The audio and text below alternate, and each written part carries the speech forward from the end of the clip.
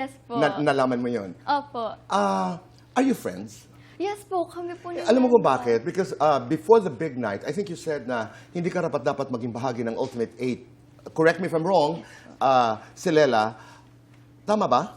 And then, prior to that, I think, sinabi din niya na hindi ka dapat maging, or something to that effect. I mean, you know, what was that? What was that exchange? Ako, hindi naman po, wala naman po akong na-feel na negative doon sa sinabi No, but you said ni that, Bella. you said it, and she said it about you. Yes po. Oo. Why? Why was it necessary? Hindi ko alam kasi yung konteksto eh. You had to say it because...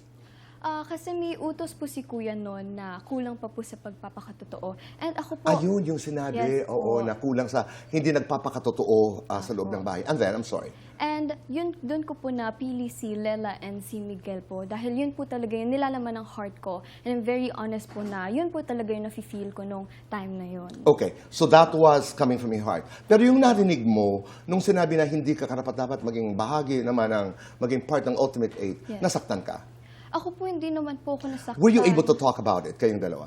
Kami po, siya po na parang nagsasorry po siya. Sabi ko, wala pong problema doon. Dahil Oh. kinailangan niya lang naman po talagang sagutin yun. Kasi the ultimate tapatan po talaga yun. At alam ko po na nahirapan din po siya o natagalan din po siya. I understand now. Opo. Alam ko na yung konteksto.